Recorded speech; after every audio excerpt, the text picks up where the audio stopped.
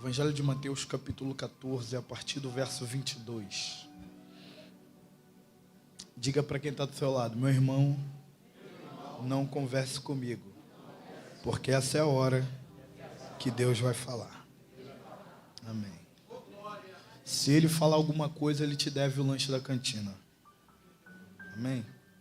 Quem achou? Evangelho de Mateus, capítulo 14, verso 22, diga amém. Vai dizer assim: logo em seguida, Jesus insistiu com os discípulos para que entrassem no barco e fossem adiante dele para o outro lado, enquanto ele despedia a multidão. Tendo despedido a multidão, subiu sozinho ao monte para orar. Ao anoitecer, ele estava ali sozinho, mas o barco já estava a considerável distância da terra, fustigado pelas ondas, porque o vento soprava contra ele. Alta madrugada, Jesus dirigiu-se a eles andando sobre o mar. Quando viram andando sobre o mar, ficaram aterrorizados e disseram: é um fantasma, e gritaram de medo. Mas Jesus imediatamente lhes disse: coragem, sou eu, não tenham medo. E disse Pedro: Senhor, se és tu, repita comigo, Senhor, se és tu, manda-me ir ao teu encontro por sobre as águas. Venha, respondeu ele. Leia comigo novamente o verso 22. Logo em seguida, Jesus insistiu com seus discípulos para que entrassem no barco e fossem adiante. Repita comigo, adiante. Adiante. Não, pode ser mais forte, adiante. Adiante. Amém. Podemos assentar.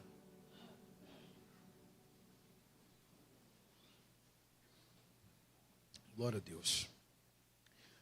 Meus irmãos, o tema que foi proposto para essa noite, que é a resistência, é um tema muito amplo e extremamente relevante. Porém, a resistência, ela não é apenas uma palavra falada. A resistência é uma atitude tomada. Só pode falar sobre resistir quem viveu um enfrentamento contra algo ou alguém, ou as circunstâncias que tentaram se sobrepor sobre você, para fazer com que você viesse a sucumbir na vida. Então, quando eu olho para a resistência, eu consigo entender que todo aquele que resiste, ele se torna um vencedor. O vencedor é aquele que vence a dor. As meninas disseram aqui que o coração do homem, ele é enganoso. Então, é por isso que a palavra vai dizer: sobre tudo que se deve guardar, guarda o teu coração. Porque se você não guardar, ele próprio vai te enganar. Porque o homem tem a capacidade de se tornar demônio de si mesmo.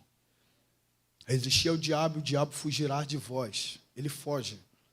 Mas o maior confronto é você ter que vencer a sua própria carne, seus desejos e principalmente o medo. A falta de coragem tem se tornado muito grande em nossa geração. E por conta disso, o diabo ele tem procurado apenas um ponto de vulnerabilidade na tua mente, porque ele sabe que se ele dominar a tua mente, ele domina toda a tua vida. Então hoje eu quero falar somente sobre uma resistência, que é a resistência do medo. Amém? Pode tocar, varão, fica à vontade. No final, a coxinha da cantina está garantida. Amém? Então, irmãos, olhe para cá. Quando nós analisamos o texto que nós lemos nessa noite, eu compreendo que Deus ele é especialista em gerar oportunidades. E a oportunidade é uma característica específica que ocorre no momento adequado, criando uma circunstância para que alguma coisa aconteça em minha vida. Porém, todas as vezes que eu recebo uma oportunidade, eu preciso compreender que a oportunidade não é uma certeza estabelecida. Ela é uma possibilidade. Pode ser que sim, como pode ser que não.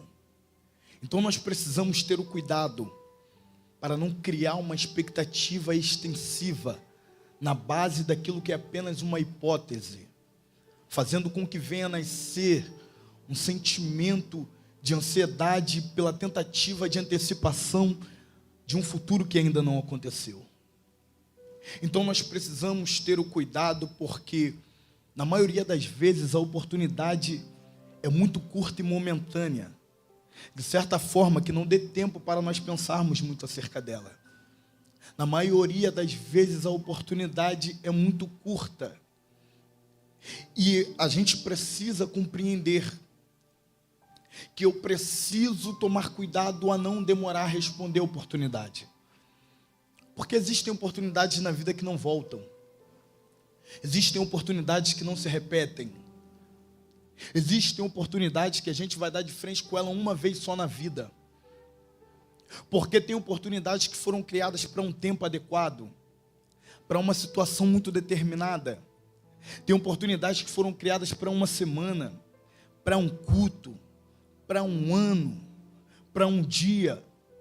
E se eu perder essa oportunidade, pode ser que nunca mais eu veja ela lá na frente. E não há como nós mudarmos isso. Porque se tem uma coisa que Deus não deu possibilidade ao homem, é de voltar ao tempo. Não tem como voltarmos no passado e tentarmos fazer algumas alterações de peças que ficaram soltas em nossa história. Não há como nós retrocedermos e tentar mexer numa configuração daquilo que já se passou. Não tem como a gente voltar no passado e querer mudar algumas coisas que, por falta de maturidade, fez a gente agir de certa forma precipitada. Não há possibilidade disso. Salomão, no livro de Eclesiastes, capítulo 7, verso 10, ele vai dizer: nunca digas, por que o dia de ontem foi melhor que o dia de hoje? Porque não há sabedoria nessa pergunta. E por que não há sabedoria nessa pergunta? Porque o que Salomão está tentando fazer com que nós venhamos diluir em nossa mente é que nós precisamos aprender a desenvolver um bom relacionamento com os tempos da nossa história. A gente precisa aprender a desenvolver um bom relacionamento com os tempos da nossa vida, porque a gente fica tentando remoer aquilo que já se passou, e por conta disso a gente não vive o presente, não vive o que Deus está fazendo agora, e aí não tem como pegar o passado e trazer para cá, e nem no futuro, puxar o futuro mais para perto. Não há possibilidade de fazer essa alteração. Deus não nos dá o direito de mexer no passado, mas a gente precisa entender que você ainda consegue tomar decisões no presente que irão afetar no teu futuro, porque a tua decisão hoje vai se tornar um reflexo daquilo que vai ser lá na frente, daquilo que vai ser no teu futuro, na tua história, na história da tua família. Então nós precisamos entender que está na hora de desenvolver um bom relacionamento com o tempo da nossa história. Se você deixar de viver o teu hoje e você querer viver o teu futuro, quando chegar no teu amanhã, você chega vazio para aquele dia. Por quê? Porque você não tem as experiências do hoje. E se eu não viver as experiências do hoje, eu chego amanhã vazio daquilo que eu deveria ter vivido no hoje. Então a gente está se perdendo no tempo pelo fato de não compreender a resistência de si mesmo, de conseguir se conhecer a própria história, conseguir ter um bom relacionamento com a própria vida e compreender que não dá mais, gente, para nós buscarmos justificativas acerca de um passado frustrado, porque quando há clareza de espírito, não há mais como mentirmos para a nossa própria consciência. Então o que Deus está querendo te dizer é que você precisa hoje aprender a desfrutar o que Ele está fazendo na tua casa, aprender a desfrutar o que Ele está fazendo na tua família, aprender a desfrutar o que Ele está fazendo na tua igreja, aprender a desfrutar o que Ele está fazendo na tua história, aprender a desfrutar pelo que Ele está fazendo no teu presente. Chega de viver conflitos internos por conta de coisas que você não consegue entender. Desfruta hoje, porque o mais importante na vida não é a quantidade de oportunidades que você recebeu, mas é você saber aproveitar as poucas oportunidades que chegaram na tua história. Oh, glória! Aprender a desfrutar as poucas oportunidades. E compreenda uma coisa: nem sempre as oportunidades se respondem falando, porque tem oportunidade que se responde fazendo. A tua atitude hoje se torna uma resposta diante da oportunidade que Deus está colocando na tua história. Nem sempre as oportunidades se respondem com palavras, mas se responde com atitude. A minha atitude, o meu posicionamento em resistir algumas coisas que a gente não consegue entender, vai se tornar a resposta daquilo que Deus tem para você. E aqui uma oportunidade está sendo gerada. A oportunidade do texto aqui que está sendo gerada é ir adiante.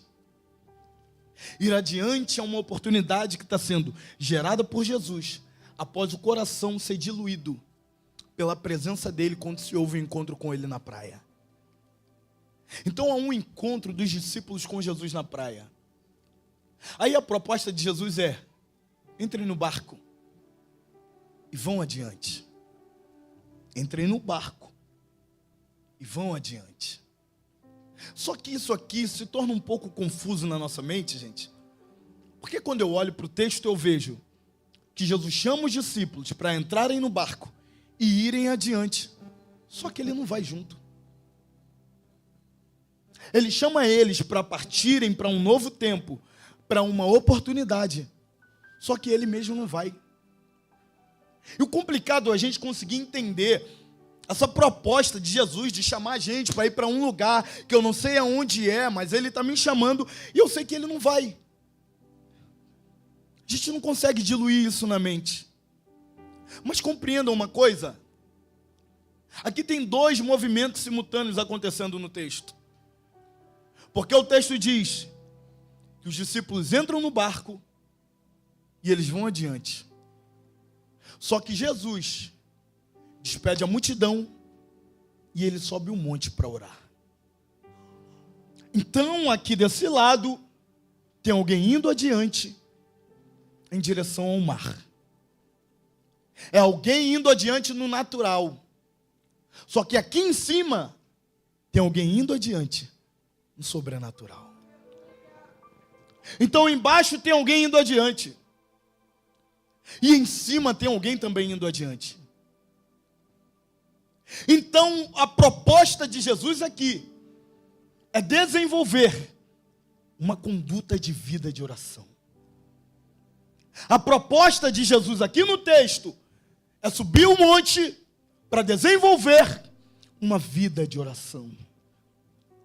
Só que, gente, você consegue compreender o que está acontecendo nisso tudo? Porque só foi alguém começar a orar que o vento começou a soprar lá. Só foi alguém começar a orar que a tempestade começou a assolar. Só foi alguém começar a orar que o vento começou a se levantar. Só foi alguém começar a orar que tudo virou de cabeça para baixo. Porque antes de você orar a vida estava boa. Antes de orar estava tudo normal. Antes de orar estava tudo bem. Mas quando a gente se dedica em viver uma vida de oração, as coisas começam a dar errado. O barco começa a balançar. A vida começa a virar de cabeça para baixo. É muita gente vivendo um confronto interno porque não entendeu que está acontecendo isso tudo só porque você decidiu orar. Só porque alguém decidiu dobrar o joelho. Só porque alguém decidiu resistir à própria carne, às próprias vontades e desenvolver uma vida de oração. Oh, glória! O que está faltando para a gente hoje é desenvolver uma vida de oração.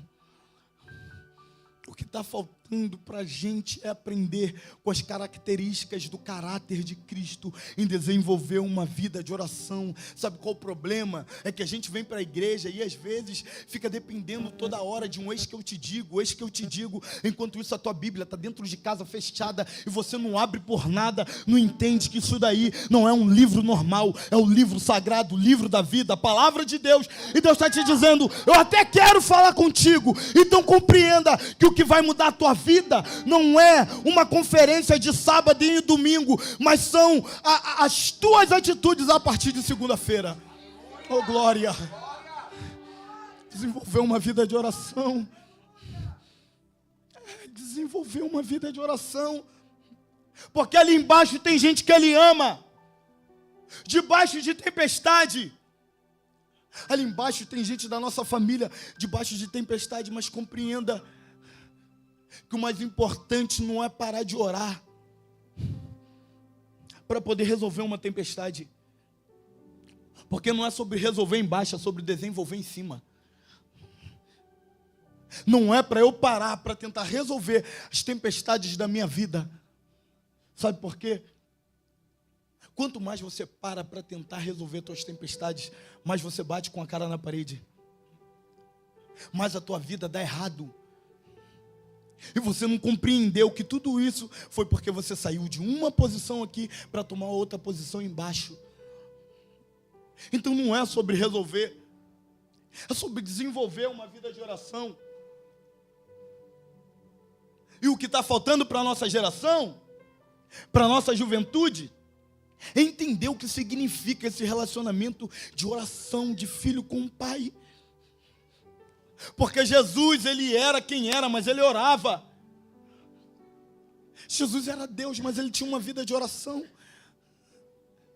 Se Jesus, que era Jesus, orava, por que tu não vai orar? Compreenda que existem momentos na vida que serão complicados, mas é ali nesse momento que a gente precisa orar mais ainda. Sabe por quê? Jesus, Ele entra no Getsêmani para orar. E Ele leva consigo Pedro, Tiago e João. E aí chega num dado momento, Pedro, Tiago e João fica em uma parte e ele sobe para outra sozinha. Mas quando ele volta, o texto vai dizer que eles estão dormindo. Só que era o tempo de orar. E eles estavam dormindo. Só que o cenário muda, gente. Do nada vai aparecer uma comitiva de homens armados para poder prender Jesus. E ali era o sistema de Roma, eu creio que era uma centúria, aparecendo, e o texto diz que eles aparecem extremamente armados. Espada, escudo, capacete, para quê? Para prender Jesus. Mas quando eles aparecem armados, para poder prender Jesus, o texto diz que Pedro tira a espada. Por quê? Pedro não consegue ter uma leitura do ambiente. Porque eles chegaram armados e Pedro está achando que é momento de entrar em guerra. E sabe qual é o problema? É que tem horas que o inimigo chega armado, mas não é para eu entrar na guerra que ele quer que eu entre. Porque Pedro está achando que é hora de guerra. Aí Jesus diz para ele, guarda a espada. Guarda a espada, porque isso não é hora de guerra. Guarda a espada, porque não é hora de guerra. E eu imagino Pedro afoito querendo guerrear. E Cristo dizendo, Pedro, nossa hora de entrar na guerra já passou. Só que o problema é que tu estava dormindo. Tu estava dormindo na hora da guerra. Porque as nossas guerras é quando a gente dobra o joelho. As nossas guerras é quando a gente está em oração. Então não é a todo momento na vida que a gente tem que tirar a espada. Você até pode ter a espada, mas não é todo momento que tu vai usar ela. Exemplo disso, Salomão. Duas mulheres brigando. Uma dizia, o filho é meu, a outra dizia, o filho também é meu. Sabe o que Salomão faz? Com a sua extrema sabedoria, ele manda o servo trazer a espada. Quando o servo aparece com a espada e traz para Salomão, uma das mulheres vai dizer, deixa o filho com ela. Ali Salomão entende de quem era a filha. Ou seja, existem momentos que a gente não usa a espada. É só a espada aparecer que a verdade aparece também. Então a gente precisa entender os nossos contextos de guerra. Porque não é para parar de orar, é para a gente orar para poder resolver. Porque só consegue encarar as pressões da vida quem ora. Só consegue encarar as tempestades da vida quem ora.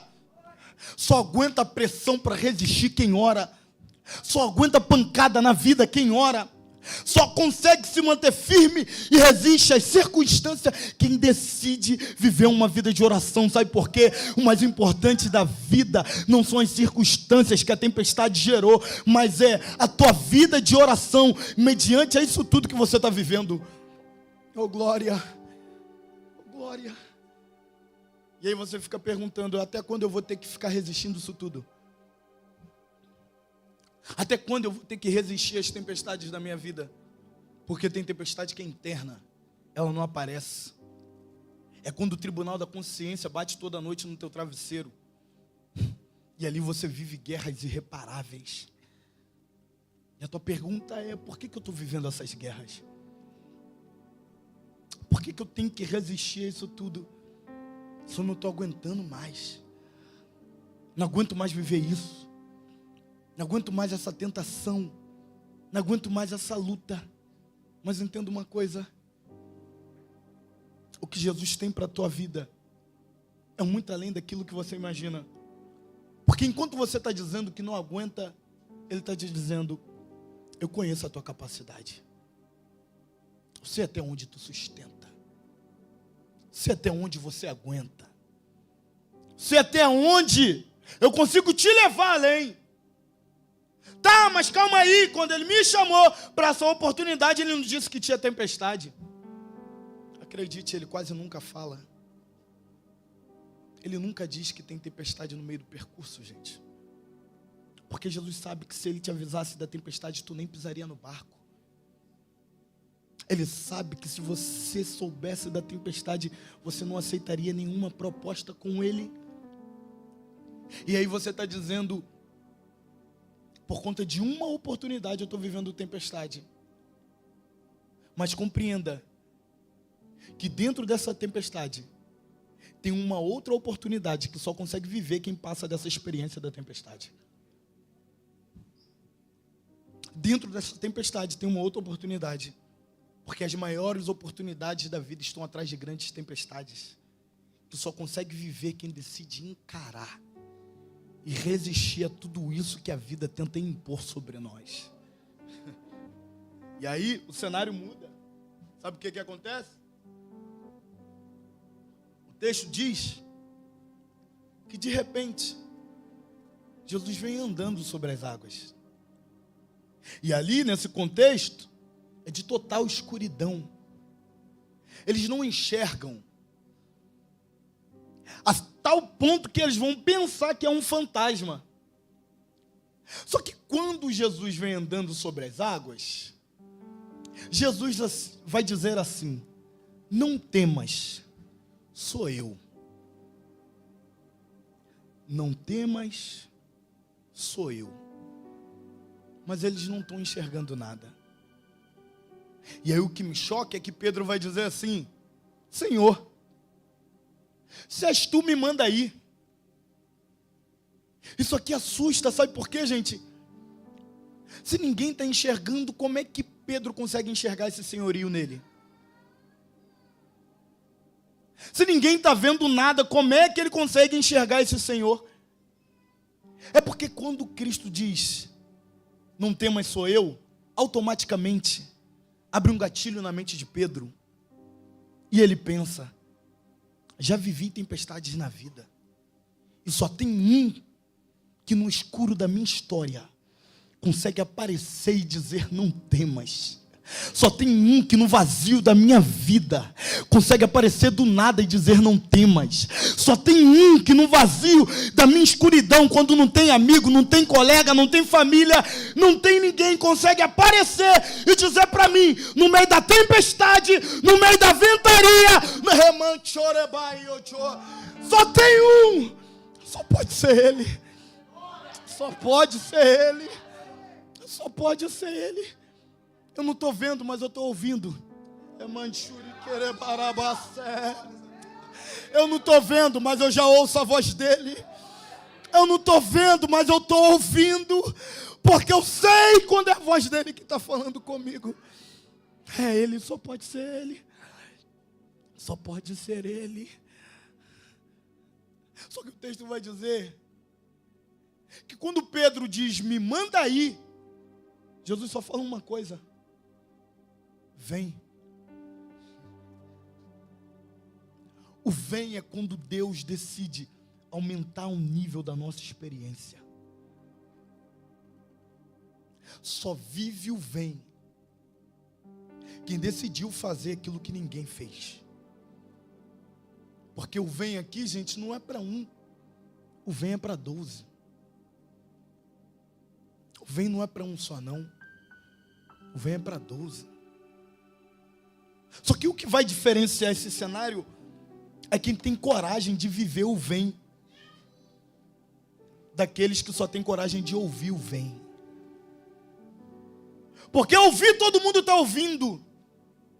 Mas o que vai mudar a minha vida é eu querer tomar uma atitude, agora ou não. Porque isso aqui vai mudar toda a nossa história. Porque ele já disse, vem. Ele já disse tudo. A gente não precisa de muita coisa, a gente só precisa de uma palavra. Uma palavra muda a tua vida. Uma palavra muda a tua história. Uma palavra muda a tua família. Ele já disse, vem. Só que o problema é aqui, em que a gente vive o confronto de resistir ou de avançar. Porque, na maioria das vezes, você prefere a segurança do que você já viveu aqui, do que viver uma nova vida do inesperado. A gente prefere esse ambiente aqui, que a gente está acostumado no nosso barco. Só que daqui para lá é uma nova experiência. Aqui eu conheço, aqui é seguro. Só que lá causa instabilidade, falta de instabilidade, desequilíbrio. E a gente prefere ficar nesse ambiente aqui, porque a gente já conhece, do que viver um vem, que é uma oportunidade que foi gerada por Deus. E o nosso maior problema é aqui, é essa resistência de ter que viver algo que apenas um passo vai mudar. É um passo daqui para lá. Só que você ainda está resistindo. Sabe qual é o problema? É que você está criando barreiras e bloqueios na tua mente que Jesus nunca disse que existiam. Sabe quem é o maior gerador dos teus bloqueios? É você mesmo. Você está criando na tua mente alguns cenários onde você monta uma fronteira para te impedir de ir além. E essa resistência que você está criando está te impedindo de viver o que Deus tem para a tua história.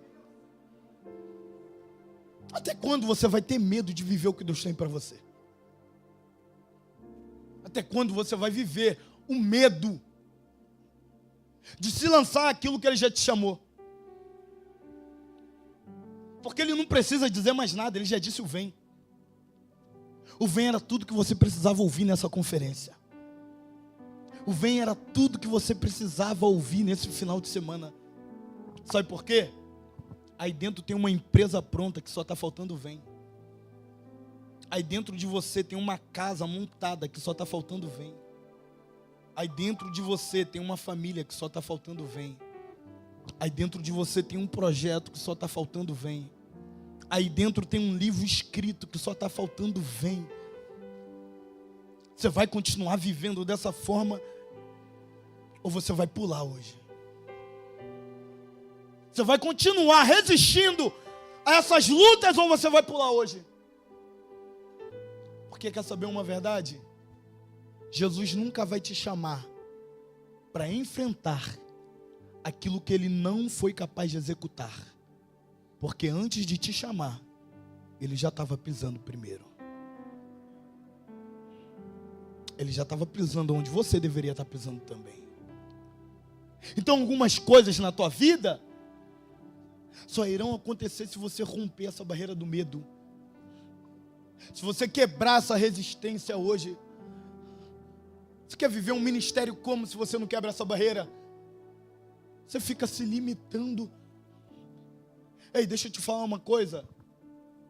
Todo mundo já sentiu medo. Todo ser humano está fadado a sentir medo, pavor e resistências. Só que o que Deus está querendo fazer na tua história é algo muito mais além. Eu me lembro de quando eu estudava em uma escola federal. E quando eu estudava lá, eu era o único negro da turma. E quando chegava no horário do intervalo, todos eles muito bem sucedidos financeiramente, eles iam lanchar no McDonald's, no Burger King, e eu, no máximo, tirava uma maçã da bolsa, uma laranja. E deixa eu te falar, eu era motivo de chacota por conta disso. Eu era humilhado por conta disso. Eles me chamavam de fracassado por conta disso. Eu ficava ali sozinho. Tinha dias que era tão absurdo o insulto deles. Você sabe o que eu fazia, Vinícius?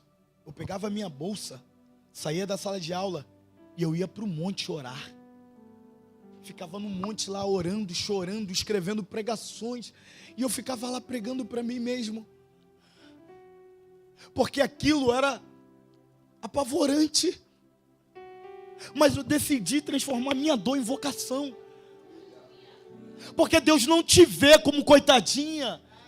Deus não tem pena de você. Ele te olha como uma desbravadora do evangelho, que vai seguir, que vai em frente, que nasceu para vencer. Então para de se dobrar diante dessa resistência.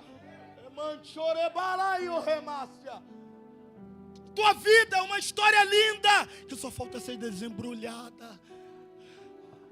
Só falta você conhecer aquilo que Deus tem para você. Só que o problema é que você não pula. O problema é que você está travado. O problema é que você está travada. E Jesus está te dizendo, pula hoje. Tantas coisas já não mudaram na tua vida e você continua insistindo, pula hoje. Já tem muitas coisas que você não conseguiu resolver, pula hoje.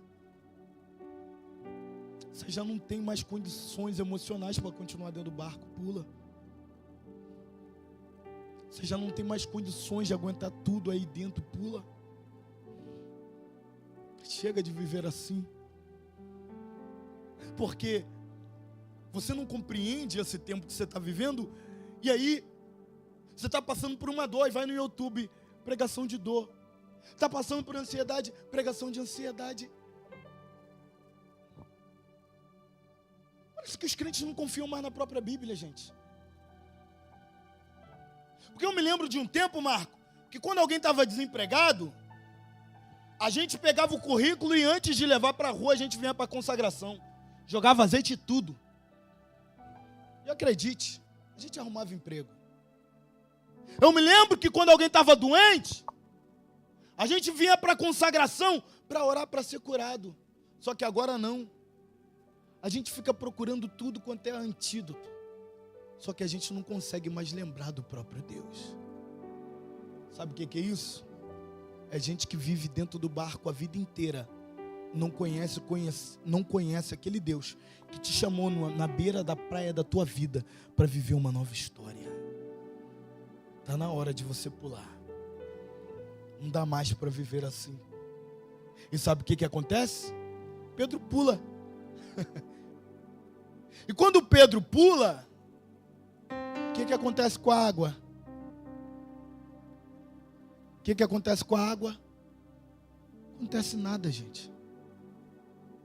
Ele está pisando na água, mas não aconteceu nada com a água. Sabe por quê? Porque Deus não precisa alterar a ordem natural das coisas para me fazer viver o sobrenatural. Porque o sobrenatural é para mim, não é para o mar. Não adianta você tentar enxergar um cenário mudando para você viver aquilo que Ele tem para a tua vida. Nem sempre o cenário vai mudar, nem sempre as coisas irão mudar, mas aqui dentro Ele transforma. Oh, glória! Aqui dentro Ele muda.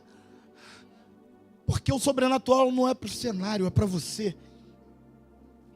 Você já está pisando no ambiente.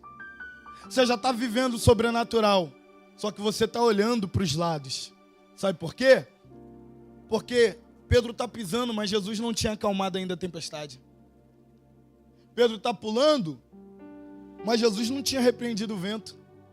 Porque Ele não precisa repreender o vento para me fazer viver o que Ele tem. Ele me faz andar por cima de tempestade e tudo. Só que aí, sabe o que acontece? Já estou finalizando. O texto diz que Pedro, ele afunda. Ele está pisando, de repente ele afunda e ele sente medo. Aqui já é a segunda resistência.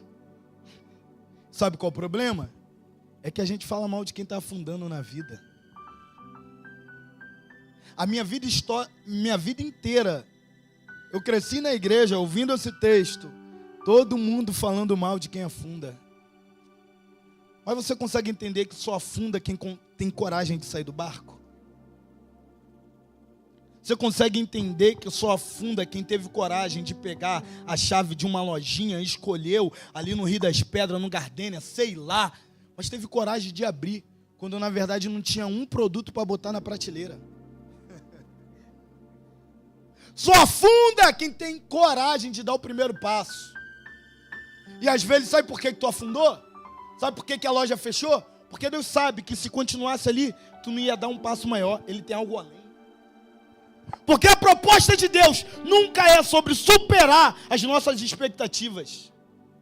É para ir além delas. Não é sobre atender as expectativas. É para superar as expectativas. E aí ele está afundando. Quando Pedro está afundando, sabe o que acontece? Jesus vai até ele. E quando Jesus vai até Pedro e ele está afundando, Jesus não para pregar para Pedro. O texto diz que Jesus faz isso aqui, ó. Jesus dá a mão para ele. Porque quem está afundando não precisa de sermão. Precisa apenas de uma mão. Evangelho não começa com sermão. O evangelho começa com uma mão estendida. Enquanto a gente não entender que o que vai mudar a nossa vida é enxergar todo esse cenário e compreender aquilo que Deus está fazendo. Porque Jesus tira ele, ele volta e a tempestade continua e o vento também.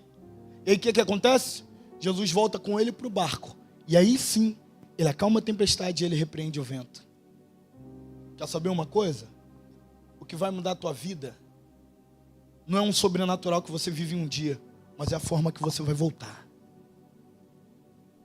Porque esse ambiente aqui, holográfico, isso aqui é muito bom, gente. Mas o culto acaba daqui a pouco. E aí tu precisa tomar uma decisão. Como é que vai ser a tua vida amanhã? Porque a forma que eu levanto da cama vai determinar como vai ser o restante do meu dia. Você já vai levantar reclamando da vida? Vai levantar reclamando do salário? Vai levantar reclamando do ministério? Chega disso. Porque reclamar não muda a vida de ninguém. O que vai mudar a tua vida é você entender que está na hora de pular. Se coloca de pé.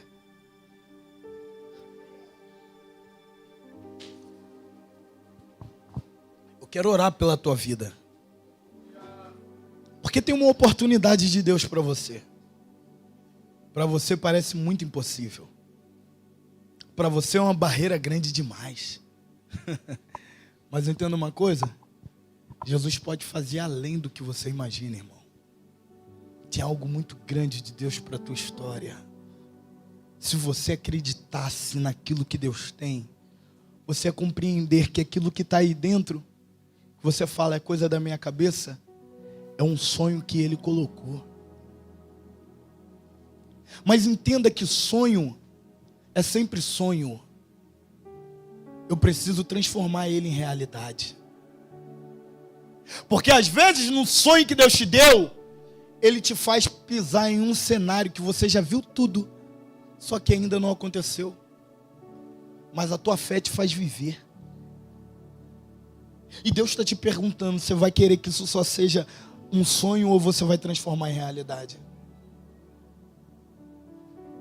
2 Coríntios vai dizer que nós não vivemos por vista, nós vivemos por fé. Então a fé não me faz ver, a fé me faz crer, mesmo sem ter visto nada. Está na hora de você parar de querer enxergar algumas coisas e entender que a fé vai fazer você chegar. A fé vai fazer você ir além. A fé vai fazer você experimentar e quebrar essa resistência do medo que existe dentro de você. Eu quero orar pela tua vida. Quero orar pela tua vida. Porque eu sei que Deus vai mudar algo aqui. Você que quer viver novas oportunidades. Você que tem sonhos guardados aí dentro. Vem aqui à frente que eu vou orar pela sua vida.